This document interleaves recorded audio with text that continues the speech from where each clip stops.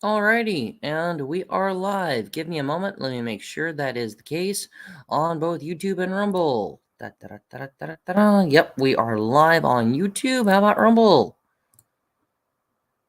Give me just a second. And yes, we are live on Rumble. Outstanding. Welcome, everyone, and thank you for joining me once again. I am Mikhail the Stray Cat, and we're going to be reading Chapter 8 and beyond of Henry Hazlitt's Economics in One Lesson. Without further ados and addendums, let's get into it. Chapter 8. Spread the Work Schemes. I've referred to various union make-work and feather-bed practices. These practices, and the public toleration of them, spring from the same fundamental fallacy as the fear of machines. This is the belief that a more efficient way of doing a thing destroys jobs, and its necessary corollary that a less efficient way of doing it creates them. Allied to this fallacy is the belief that there is just a fixed amount of work to be done in the world, and that if we cannot add to this work by thinking up more cumbersome ways of doing it, at least we can think of devices for spreading it around among as large a number of people as possible. This error lies behind the minute subdivision of labor upon which unions insist. In the building trades in large cities, the subdivision is notorious. Bricklayers are not allowed to use stones for a chimney. That is the special work of stonemasons, after all. An electrician cannot rip out a board to fix a connection and put it back again. That is the special job, no matter how simple it may be, of the carpenters. A plumber will not remove or put back a tile incident to fixing a leak in the shower. That is the job of a tile setter. Furious jurisdictional strikes are fought among unions for the exclusive right to do certain types of borderline jobs. In a statement prepared by the American Railroads for the Attorney General's Committee on Administrative Procedure, the roads gave innumerable examples in which the National Railroad Adjustment Board had decided that, quote, each separate operation on the railroad, no matter how minute, such as talking over a telephone or spiking or unspiking a switch, is so far an exclusive property of a particular class of employee that if an employee of another class, in the course of his regular duties, performs such operations, he must not only be paid an extra day's wages for doing so, but at the same time, the furloughed or unemployed members of the class held to be entitled to perform the operation must be paid a day's wages for not having been called upon to perform it. End of quote. It is true that a few persons can profit at the expense of the rest of us from this minute arbitrary subdivision of labor, provided it happens in their case alone. But those who support it as a general practice fail to see that it always raises production costs, that it results on net balance in less work done and in fewer goods produced. The householder who is forced to employ two men to do the work of one has, it is true, given employment to one extra man, but he has just that much less money left over to spend on something that would employ somebody else. Because his bathroom leak has been repaired at double what it should have cost, he decides not to buy the new sweater he wanted. Labor is no better off because a day's employment of an unneeded tile setter has meant a day's disemployment of a sweater knitter or machine handler. The household, however, is worse off. Instead of having a repaired shower and a sweater, he has the shower and no sweater. And if we count the sweater as part of the national wealth, the country is short one sweater. This symbolizes the net result of the effort to make extra work by arbitrary subdivision of labor. But there are other schemes for spreading the work, often put forward by union spokesmen and legislators. The most frequent of these is the proposal to shorten the working week, usually by law. The belief that it would spread the work and give more jobs was one of the main reasons behind the inclusion of the penalty overtime provision in the existing federal wage hour law. The previous legislation in the states forbidding the employment of women or minors for more, say, than 48 hours a week was based on the conviction that longer hours were injurious to health and morale. Some of it was based on the belief that longer hours were harmful to efficiency.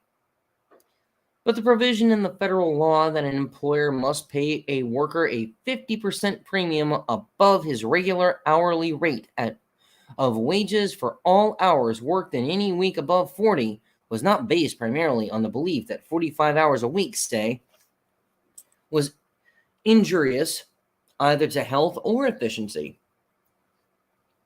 It was inserted partly in the hope of boosting the worker's weekly income and partly in the hope that, by discouraging the employer from taking on anyone regularly for more than 40 hours a week, it would force him to employ additional workers instead. At the time of writing this, there are many schemes for averting unemployment by enacting a 30-hour week or a 4-day week. What is the actual effect of such plans, whether enforced by individual unions or by legislation? It will clarify the problem if we consider two cases. The first is a reduction in the standard working week from 40 hours to 30 without any change in the hourly rate of pay. The second is a reduction in the working week from 40 hours to 30, but with a sufficient increase in hourly wage rates, to maintain the same weekly pay for the individual workers already employed. Let us take the first case. We assume that the working week is cut from 40 hours to 30 with no change in hourly pay. If there is substantial unemployment when this plan is put into effect, the plan will no doubt provide additional jobs. We cannot assume that it will provide sufficient additional jobs, however, to maintain the same payrolls and the same number of man-hours as before, unless we make the unlikely assumptions that in each industry there has been exactly the same percentage of unemployment and that the new men and women employed are no less efficient at their special tasks on the average than those who had already been employed. But suppose we do make these assumptions. Suppose we do assume that the right number of additional workers of each skill is available and that the new workers do not raise production costs. What will be the result of reducing the working week from 40 hours to 30 without any increase in hourly pay? Though more workers will be employed, each will be working fewer hours, and there will, therefore, be no net increase in man-hours. It is unlikely that there will be any significant increase in production. Total payrolls and purchasing power will be no larger. All that will have happened, even under the most favorable assumptions, which would seldom be realized, is that the workers previously employed will subsidize, in fact, the workers previously unemployed. For in order that the new workers will individually receive 3/4 as many dollars a week as the old workers used to receive, the old workers will themselves now individually receive only 3/4 as many dollars a week as previously.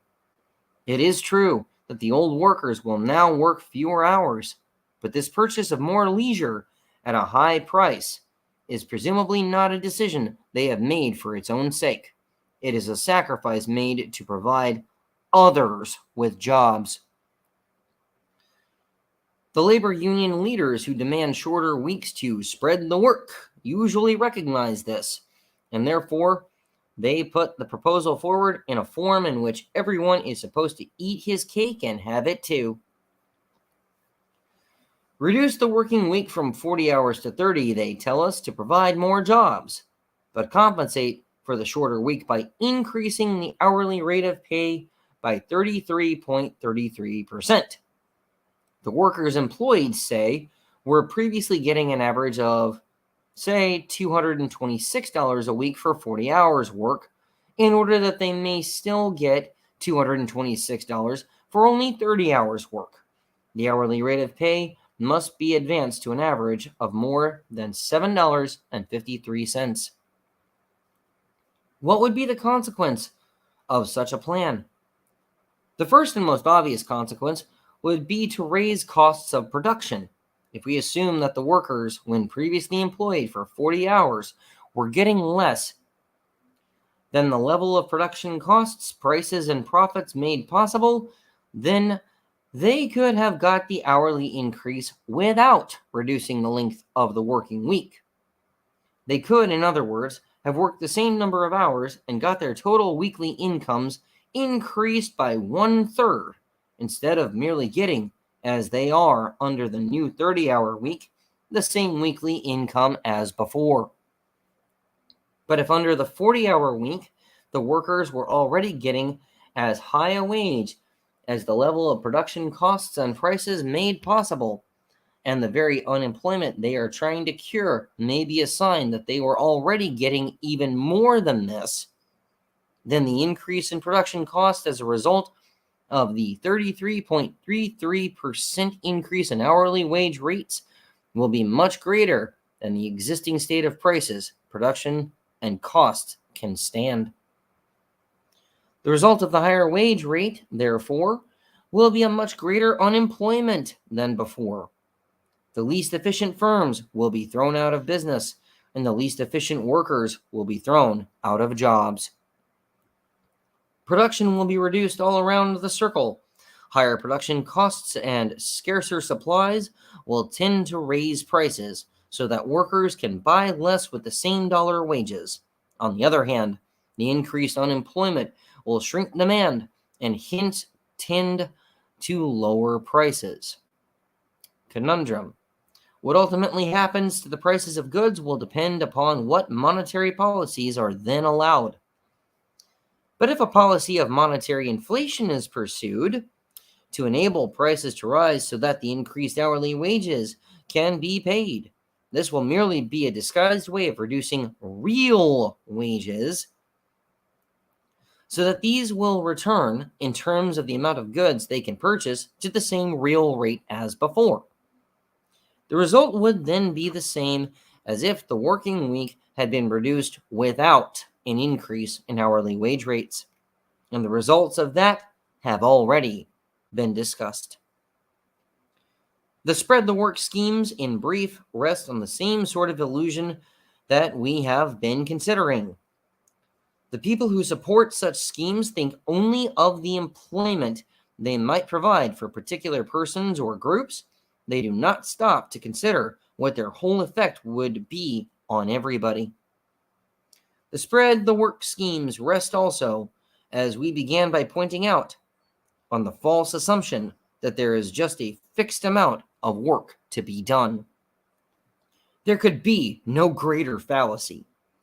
There is no limit to the amount of work to be done as long as any human need or wish that work could fill remains unsatisfied.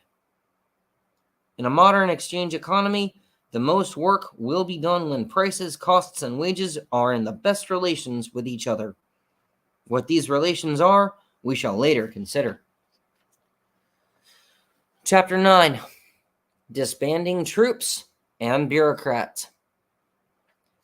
When, after every great war, it is proposed to demobilize the armed forces, there is always a great fear that there will not be enough jobs for these forces, and that in consequence they will be unemployed. It is true that, when millions of men are suddenly released, it may require time for private industry to reabsorb them, though what has been chiefly remarkable in the past has been the speed rather than the slowness with which this was accomplished. The fears of unemployment arise because people look at only one side of the process. They see soldiers being turned loose on the labor market. Where is the purchasing power going to come from to employ them? If we assume that the public budget is being balanced, the answer is simple. the government will cease to support the soldiers, but the taxpayers will be allowed to retain the funds that were previously taken from them in order to support the soldiers. And the taxpayers will then have additional funds to buy additional goods. Civilian demand, in other words, will be increased and will give employment to the added labor force represented by the former soldiers. If the soldiers have been supported by an unbalanced budget, that is, by government borrowing and other forms of deficit financing, the case is somewhat different. But that raises a different question. We shall consider the effects of deficit financing in a later chapter. It is enough to recognize that deficit financing is irrelevant to the point that has just been made. For if we assume that there is any advantage in a budget deficit, then precisely the same budget deficit could be maintained as before by simply reducing taxes by the amount previously spent in supporting the wartime army. Excuse me. But the demobilization will not leave us economically just where we were before it started. The soldiers previously supported by civilians will not become merely civilians supported by other civilians. They will become self-supporting civilians.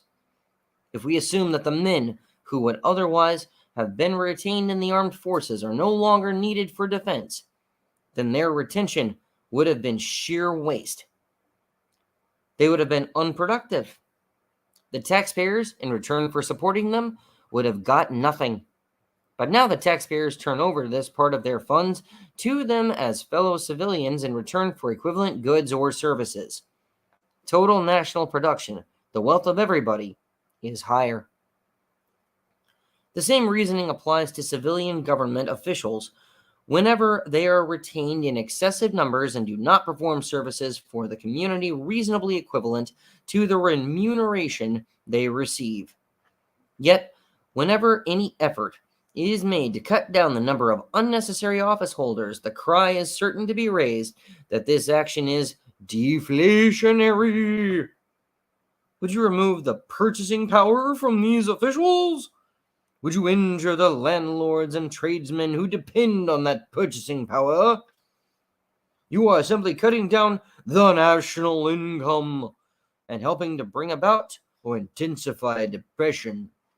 Once again, the fallacy comes from looking at the effects of this action only on the dismissed office holders themselves and on the particular tradesmen who depend on them.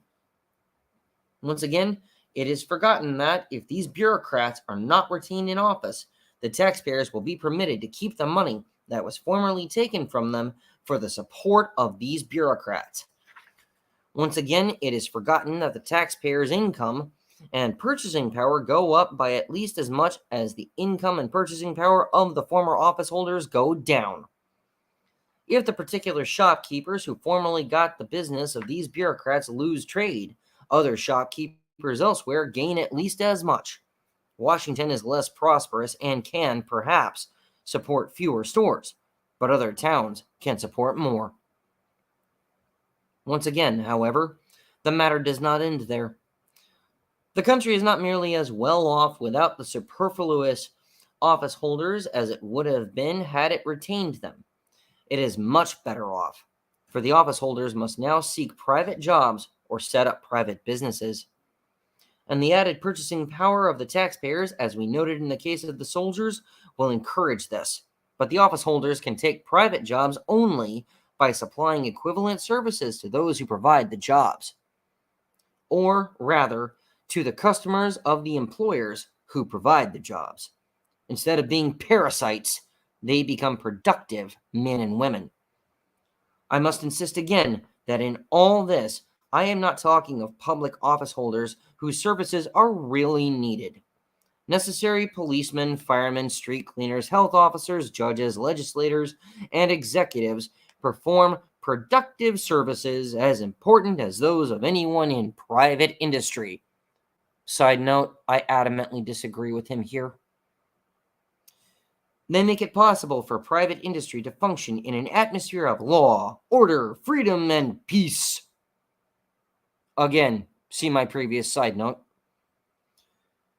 But their justification consists in the utility of their services. It does not consist in the purchasing power they possess by virtue of being on the public payroll. The purchasing power argument is, when one considers it seriously, fantastic. It could just as well apply to a racketeer or a thief who robs you. After he takes your money, he has more purchasing power. He supports with it bars, restaurants, nightclubs, tailors, perhaps automobile workers. But for every job his spending provides, your own spending must provide one less, because you have that much less to spend. Just so the taxpayers provide one less job for every job supplied by the spending of office holders. When your money is taken by a thief, you get nothing in return. When your money is taken through taxes to support needless bureaucrats, precisely the same situation exists. We are lucky indeed if the needless bureaucrats are mere easy-going loafers.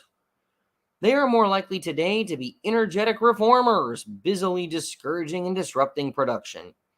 When we can find no better argument for the retention of any group of office holders than that of retaining their purchasing power, it is a sign that the time has come to get rid of them. On that, I absolutely agree with him. Chapter 10, The Fetish of Full Employment. The economic goal of any nation, as of any individual, is to get the greatest results with the least effort. The whole economic progress of mankind has consisted in getting more production with the same labor. It is for this reason that men began putting burdens on the backs of mules instead of on their own, that they went on to invent the wheel and the wagon, the railroad and the motor truck. It is for this reason that men used their ingenuity to develop 100,000 labor-saving inventions.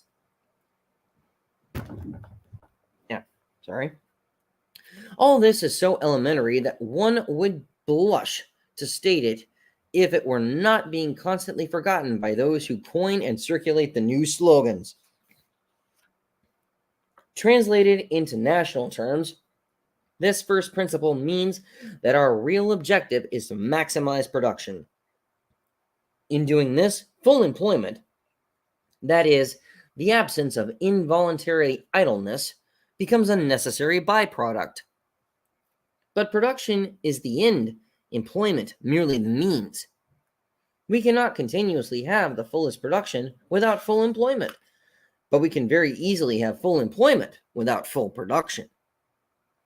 Primitive tribes are naked and wretchedly fed and housed, but they do not suffer from unemployment. China and India are incomparably poorer than ourselves, but the main trouble from which they suffer is primitive production methods, which are both a cause and a consequence of a shortage of capital, and not unemployment. Nothing is easier to achieve than full employment once it is divorced from the goal of full production and taken as an end in itself. Hitler provided full employment with a huge armament program. World War II provided full employment for every nation involved. The slave labor in Germany had full employment. Prisons and chain gangs have full employment. Coercion can always provide full employment.